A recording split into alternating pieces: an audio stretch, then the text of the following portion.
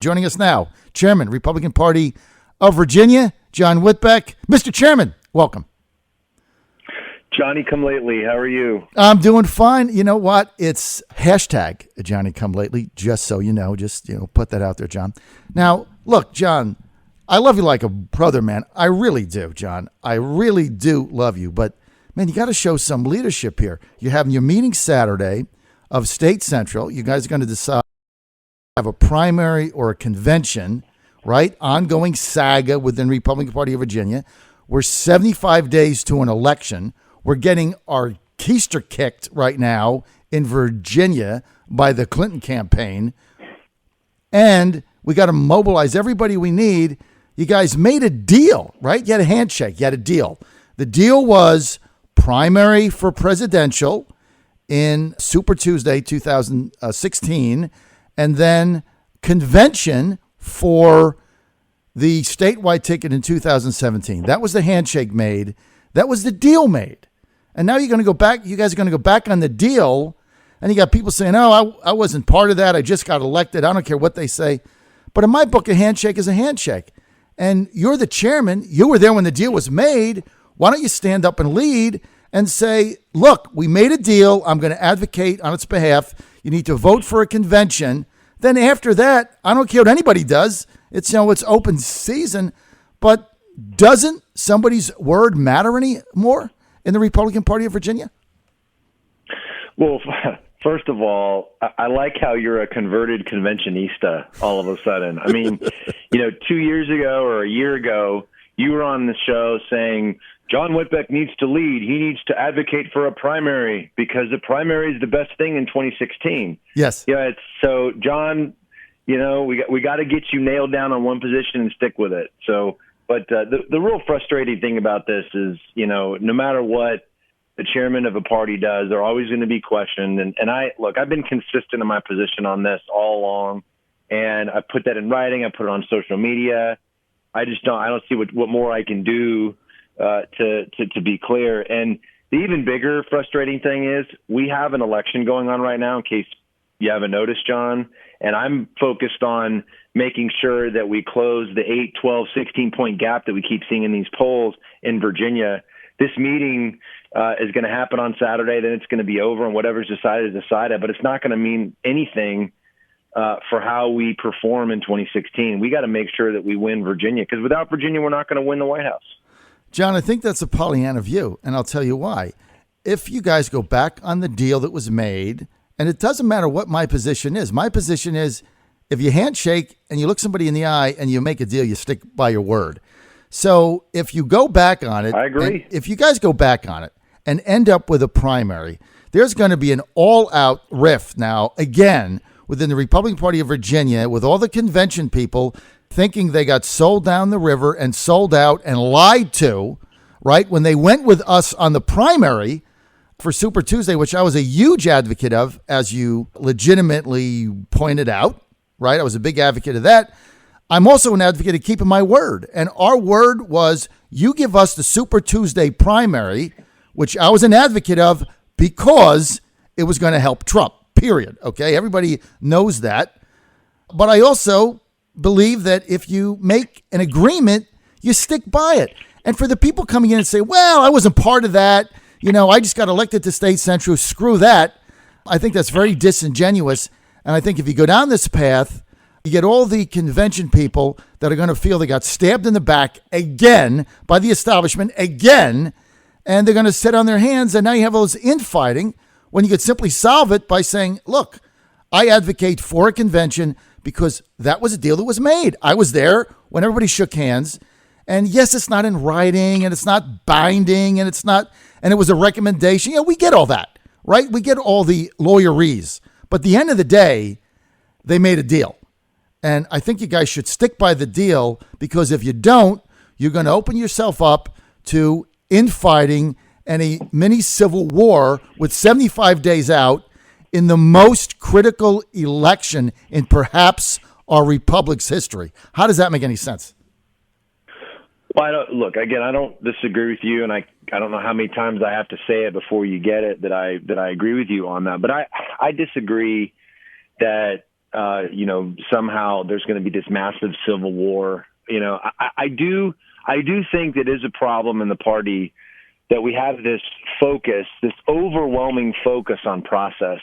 We every cycle, people spend more time blogging about, you got people like Sean Kenney that have to, pontificate about it, instead of talking about, the fact that Donald Trump is making a play for black voters with a message that is actually starting to work. The Democrats are in absolute panic over this.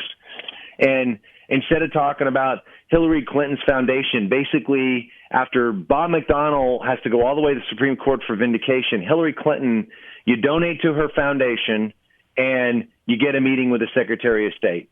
And that's what's been going on, pay to play in Clinton Incorporated. I mean, instead of talking about that, we're talking about a process that is, of course, important. It's critically important, but we're making this in this huge issue. I'd like to see folks keep their eye on the ball. I agree with you, John. There was a compromise plan, convention for 2017. I've said that publicly that I agree with that, but more importantly, we've got to get back to the business at hand. That is electing Donald Trump to the White House. Okay, John, so you acknowledge that a deal was made, right? There was a compromise made. Everybody shook on it. And it seemed at the time to make a lot of sense to me. And again, on the record, I was very much pro-presidential primary for one reason. I didn't think Trump could win a convention. I thought he could win a primary. I was for Trump.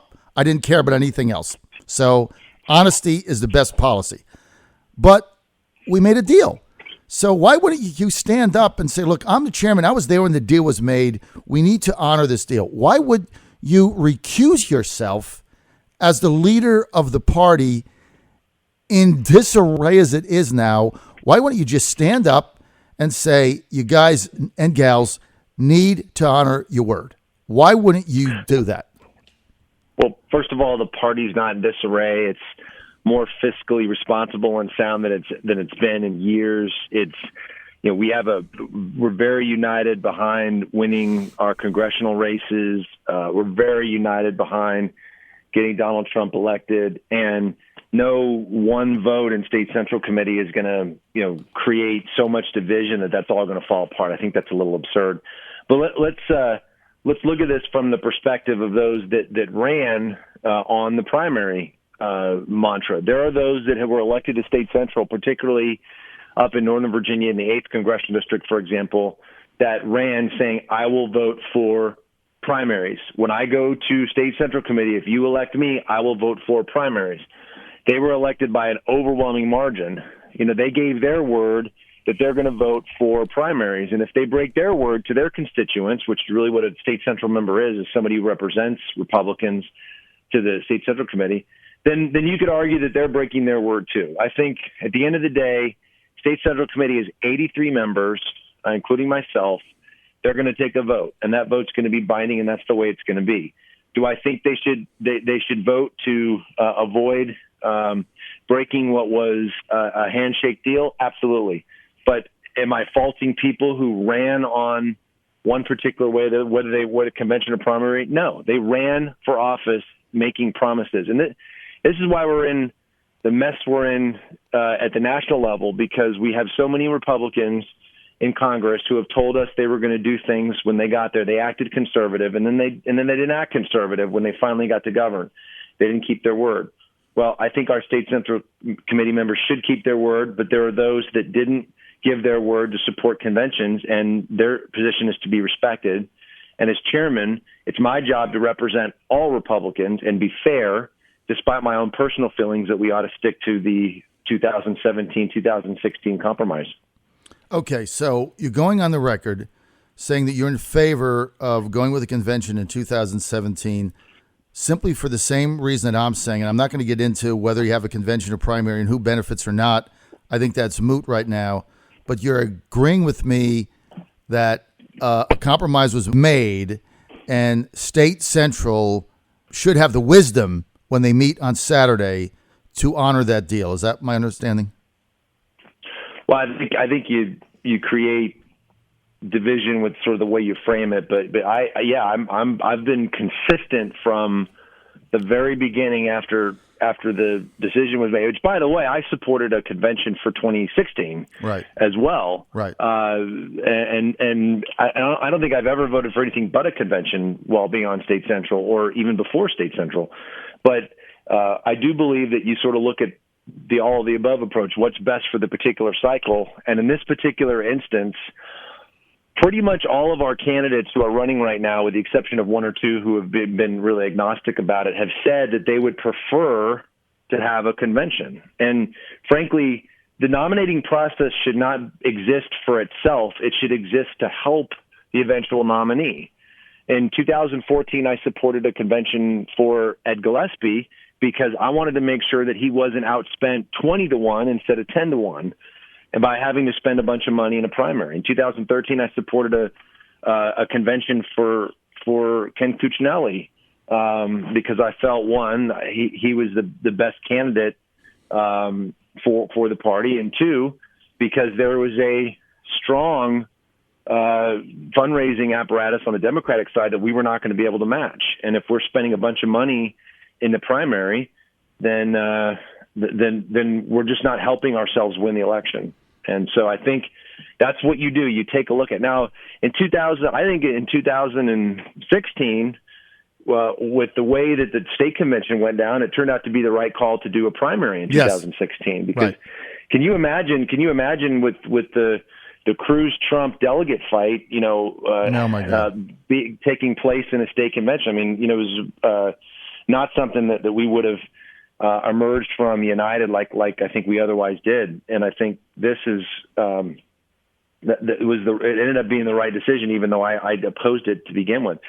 So look, we can't be obsessed with process any longer. We can't believe that the most important measure of whether you're a conservative or your establishment is what process you favor. We can't be in a situation where if you don't always vote one way for one process, always convention, or always primary, that you're somehow less of a Republican or less of a conservative. And there are some people in the party that this process is the most important thing to them. And I just disagree with that view. It's not the most important thing. Winning elections is the most important thing and is our chief function as a party. So, John, I appreciate your acknowledging that on the primary for 2016, that your good friend here, John Fredericks, was right yet once again. Thank you for acknowledging that. I appreciate it. And now, going to Saturday, it sounds like you are going to vote in favor of a convention, right? Well, I only vote in the event of a tie, and I don't think that's going to happen. I think that rarely happens. So, but I think the votes, are not clear. I don't know. We really don't know what's going to happen. There's so many new folks on State Central that weren't on State Central at the time. The last meeting, I asked everybody to raise their hand and say, "Hey, raise your hand if you're a new member of State Central." And I think just about half the room or more raised their hand. It was really incredible how many new folks we have. So we really don't know what's going to happen. And whatever happens, that I'll be defending the decision of State Central to the hilt, and we'll make it the best darn nominating process we possibly can, because that's what the job of the chairman is and the job of the party is. So you're going to vote only in the event of a tie. Okay, I can buy that, because otherwise your vote doesn't matter. So you're going to vote only in the event of a tie, and you're going to vote for a convention if indeed it is a tie. Yep, said that consistently. Is the ballot going to be an open ballot, or is it going to be a secret ballot? I don't think the votes are there for a secret ballot. I think that was, we had an unfortunate situation in 2015 with some folks that were really aggressively advocating their position, and I think a lot of people wanted to not be bullied, and so they decided that they wanted to have a secret ballot. And I don't think the votes are there for that. Like those that ran for State Central for advocating for primaries.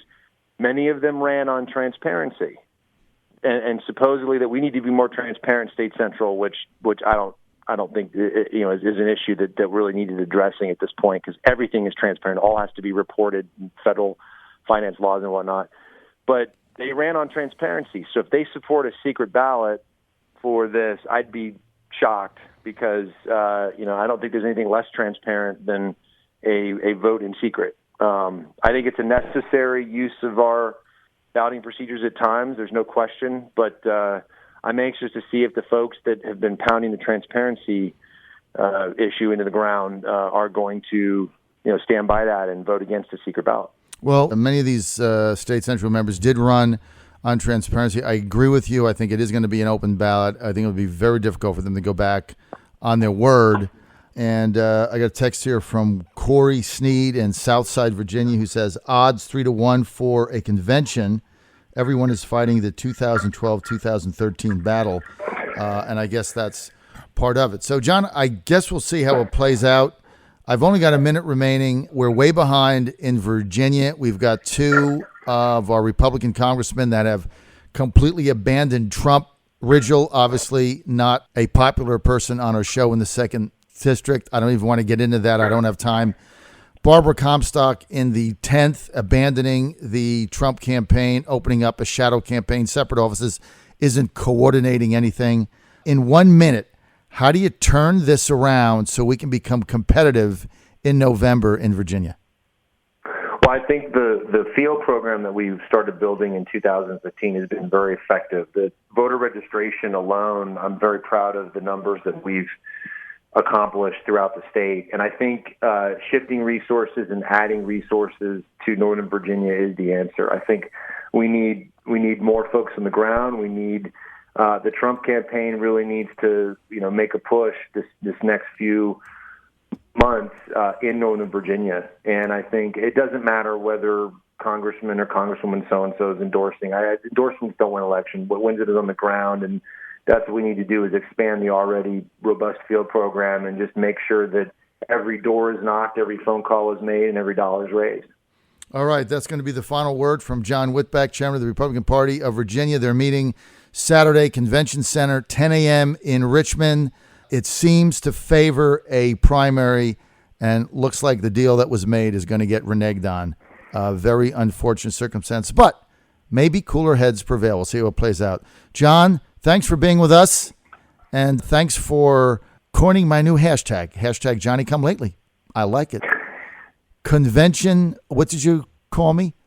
Conventionista? Converted conventionista. Converted conventionista. I'll wear it like a badge of honor. Thanks, John.